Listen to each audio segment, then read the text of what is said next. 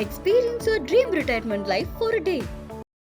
வங்கதேசத்தில் அரசுக்கு எதிராக வெடித்த போராட்டம் வன்முறையாகி அரசையே கவிழ்த்த நிலையில் போராட்டம் திசை மாறி இந்துக்கள் எதிர்ப்பு போராட்டம் ஆனது. இந்துக்கள் மீது கடும் தாக்குதல் நடத்தப்பட்டது. இதனால் அந்நாட்டு சிறுபான்மை இந்துக்கள் சட்டவிரோதமாக இந்தியாவுக்கு குடியேற முயன்று வந்தனர். இதற்கு நடுவே நோபல் பரிசு பெற்ற முகமது யூனுஸ் ஆலோசகராக பதவியேற்று தற்காலிக அரசு நிறுவப்பட்டது. அப்போது வங்கதேச இந்துக்கள் மீதான பாதுகாப்புக்கு உறுதியளித்தார்.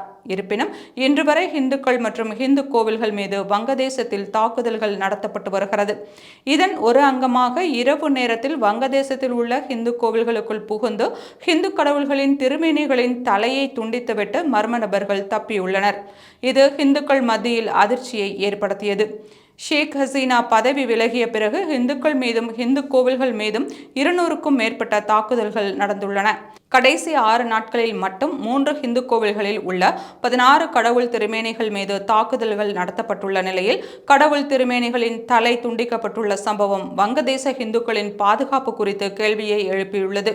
இதுகுறித்து பேசிய வங்கதேச இந்து தலைவர் நாராயணன் துத்தா பிரதீப், இத்தகைய வன்முறைகளால் இந்துக்கள் மனமுடைந்திருப்பதாகவும் பயத்தில் மூழ்கியிருப்பதாகவும் கூறினார். மேலும் இத்தகைய வன்முறைகளை கண்டித்தும் வன்முறையாளர்களை கைது செய்ய கோரியும் அங்குள்ள இந்துக்கள் மாவட்ட ஆணையரின் அலுவலகத்தை முற்றுகையிட்டு போராட்டம் நடத்தியுள்ளனர்.